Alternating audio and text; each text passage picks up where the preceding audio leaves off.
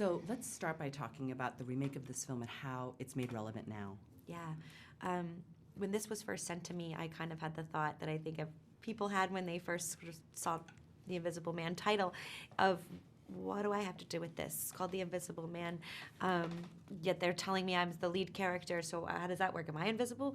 And then I read it, and I realized that it was this not only incredibly scary, entertaining, nail-biting thriller, but it had this incredible character piece at the heart of it.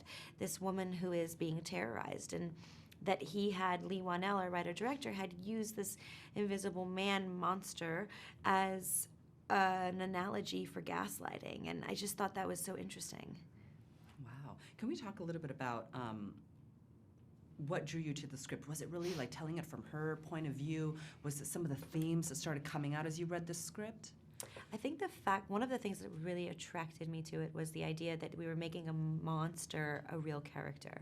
That it wasn't somebody who had some sort of special skill or had to kind of, I don't know, he wasn't wielding a chainsaw. That it felt like here was somebody who was real. Here was a real person who was intelligent and handsome and was incredibly manipulative and also abusive. And I think that was something that I really, really liked that Universal and Blumhouse wanted to do. And I feel like the word surprise and also the element of surprise is such a huge theme throughout the whole movie. Can you talk about how the surprises and the scares are really amped up in this film?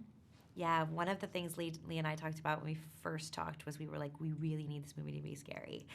That was the most important thing to us. Like, nothing else works if it's not scary. And we had so much fun figuring out what was the scariest thing to do.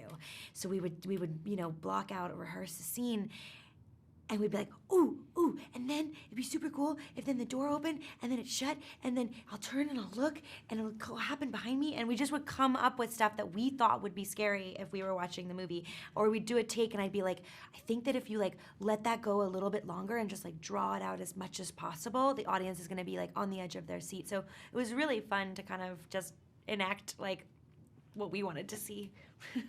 And speaking of fun, I feel like when you're making a horror movie, no one expects that to be fun. Can you talk about how surprised you were and how fun it was to make this film? Yeah, absolutely. It was really surprising how fun it was because it was such an incredibly challenging character and a really crazy script and incredibly dramatic and all that kind of stuff. But we had so much fun. We really did. Lee is really funny and a fun guy. Ollie is. Everyone's awesome. And we just... essentially, you're doing things that are kind of really silly. Like, they look really scary when you see the movie, but what we see is very different. Like, my entire fight is with a man in a green suit, a tall man in a green suit with his head covered. I mean, it looks ridiculous. You know, you have things on strings that people are pulling and they're trying to hide from the camera. Like, nothing looks as scary as it looks in the movie. When I saw the film, it was mostly me going, oh my God, that worked. Oh my God, that's amazing. Like, oh my God, that really actually is scary. Because at the time, it doesn't feel very scary at all. And I have to talk about the character, because even though your character, she's always on the brink of, craziness yet sanity, she's so strong and powerful. Can you talk about her as a strong female character? Yeah. One of the things I said to Lee that was important to me was if we were going to end up in a certain place at the end where she was strong, excuse me, I'll start again. One of the things that was really important to me was if we were gonna, I need to have some water. I'm sorry. Yeah, I'm please. legitimately losing my voice. I'm I'm glad just you're so the interested. generic. I'm just like, oh my God, this is so great. No, but I really love the performance is so incredible. Just to watch you through the whole thing. It's Thank you. brilliant. Thank you very much. Take 3. Yeah, one of the things that we discussed, Lee and I, was as if she was going to end up at the end being a strong character that we could kind of look up to or identify with. I really wanted her to start out as weak and vulnerable as possible. I played a lot of strong women, and I think it's important to remember that we can also be vulnerable and we can be intelligent but also make the wrong choices.